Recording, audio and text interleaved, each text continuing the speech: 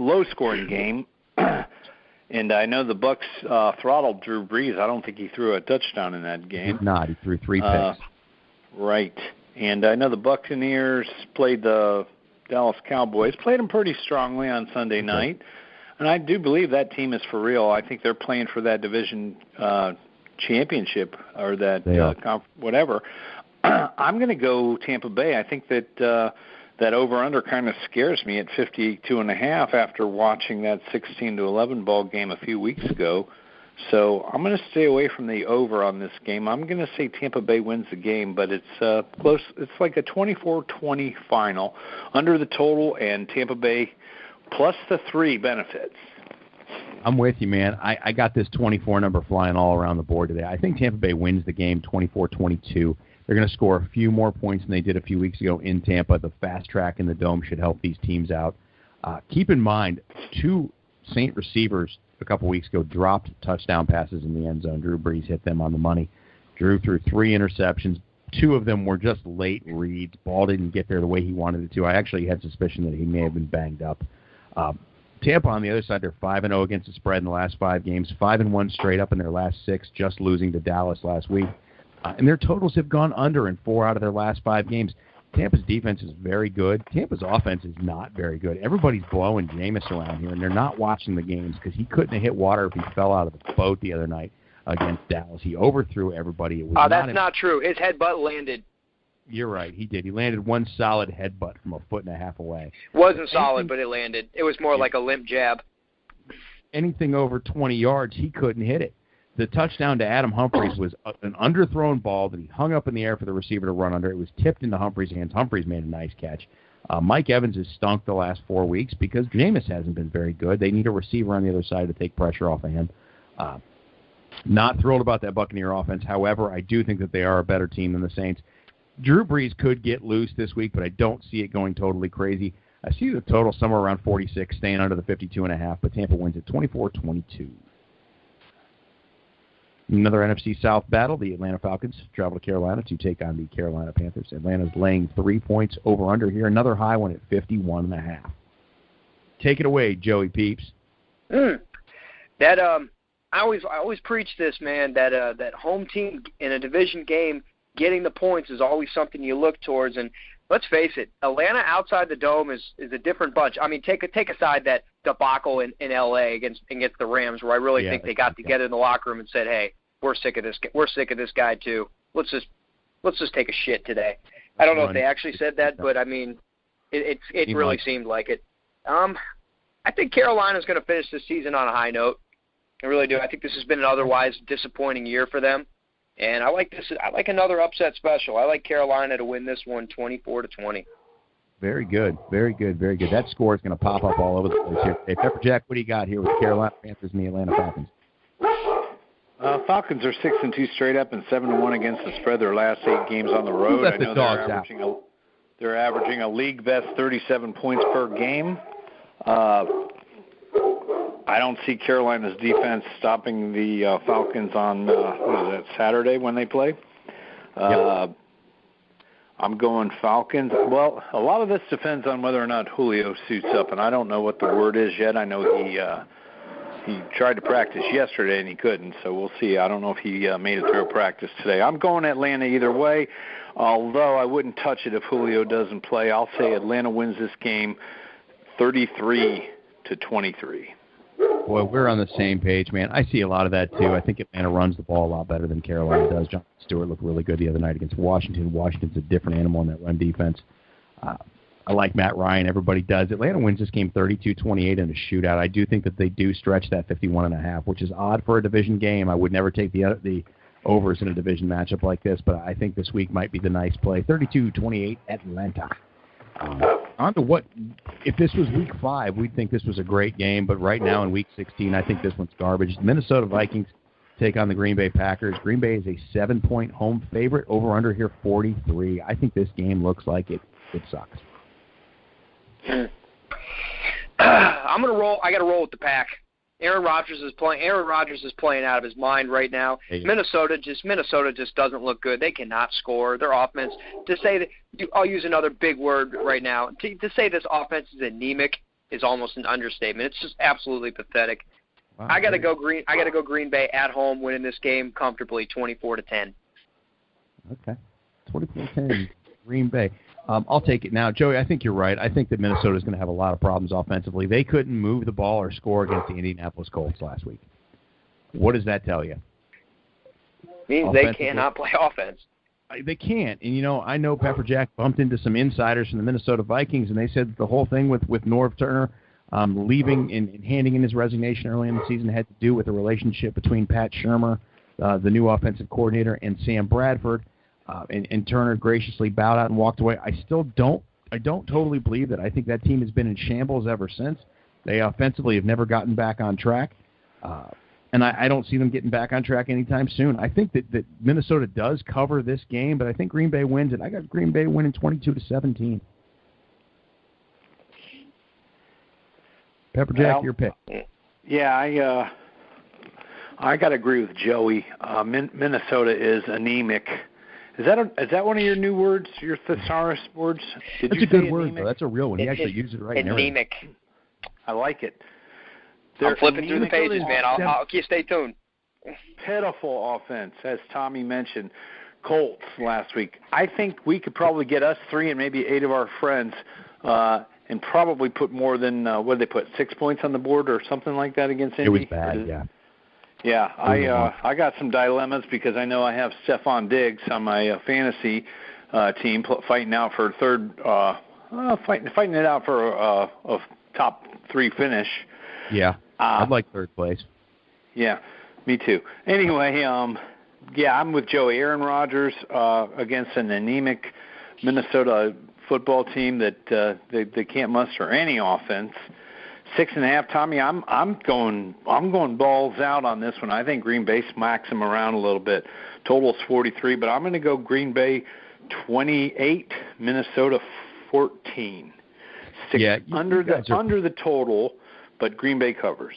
You guys are probably right on that. I do think Green Bay's the much better team offensively, and their offense. I know Green Bay's defense is terrible, but it doesn't make a difference. Any defense can look good against this offense. Okay, moving right along. This one's for you, Joey Peeps. The New York Jets travel to Foxborough. They've greased up their anus to take on the New England Patriots. The New England Patriots are laying an illustrious 16.5 points. Poof. We're under here at 43.5. 16.5 points. Oh, baby, this might make this drink a triple. I gotta tell you what, you gotta take the Patriots. The way the Jets have looked in these past couple weeks, I don't care. Let the Patriots lay 25 points. I don't know if it makes a difference. This is like, one of those early college games, Alabama playing Tennessee Chattanooga like games. I mean, this is ridiculous. This is a ridiculous game.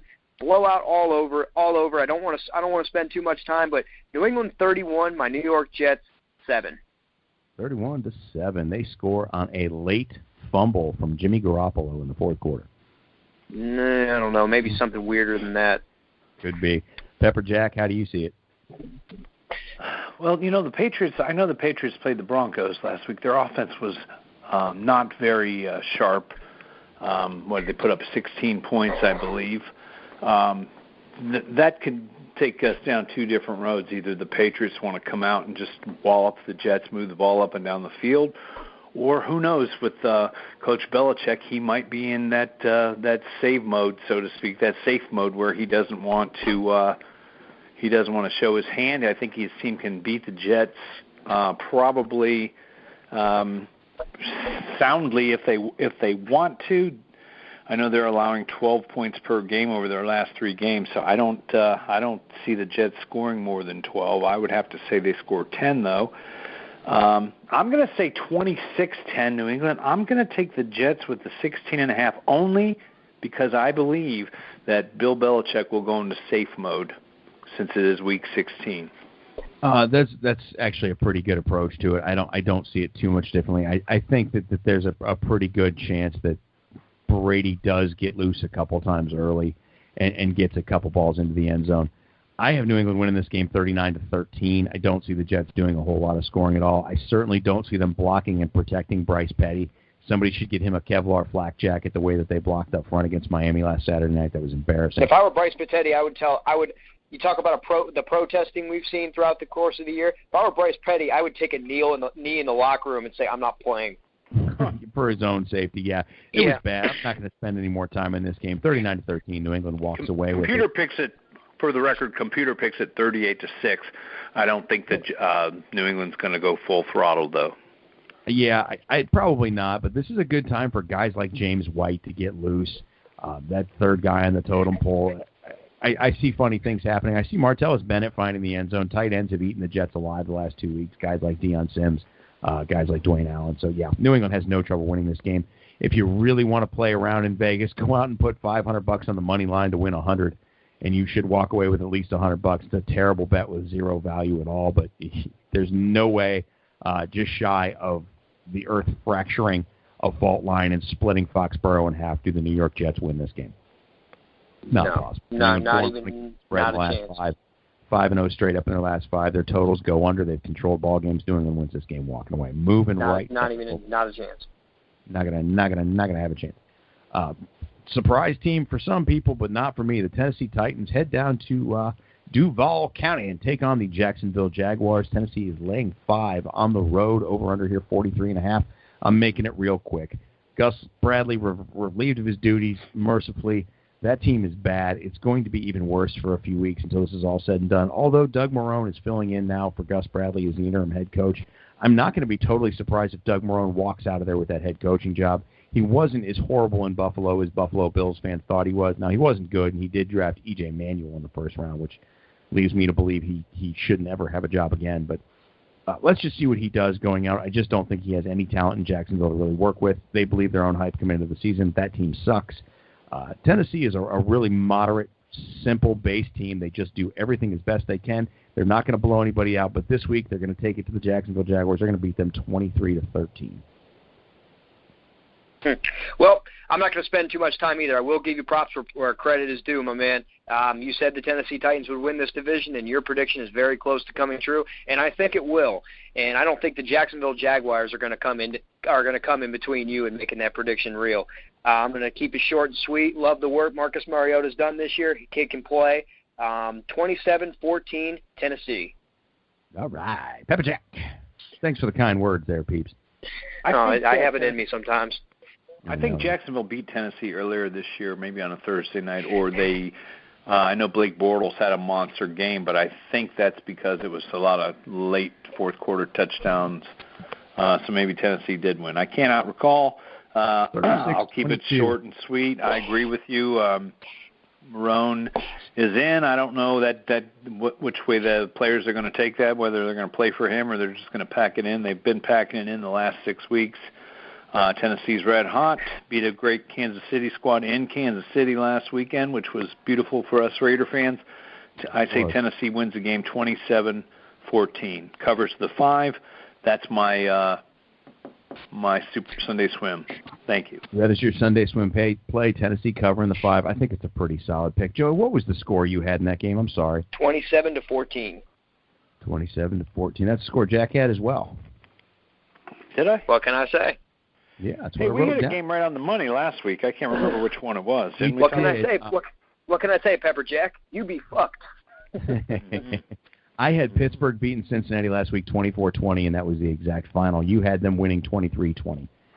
So you were a point off. But, yeah, you know what? Every week that we've seen here on the Line Sports Talk podcast, one of us seems to find a nut and hit one of those games right on the money. So every now and again, here's another one I don't want to spend any time on at all. We can laugh for about 30 seconds. But the San Diego Chargers travel to Cleveland and take on the hapless, unfortunately painful to watch, Cleveland Browns. San Diego is a 6-point road favorite. Over-under here, 43.5. Real quick, did anybody read any of the articles about what everybody has to say about Terrell Pryor this week? Garbage. Did you hear any of this? I did. The whole Pac-Man Jones ran about him. Is that what we're talking about? Pac-Man Jones ran his mouth. Brian Hartline ran his mouth, and basically they just said you don't know what you're going to get with this kid. They really just trashed him as a person. I was starting to really like him. I thought he was the closest thing to a leader this team had, but apparently he is not. He's not. Nobody likes him in the locker room, and they're saying that nobody likes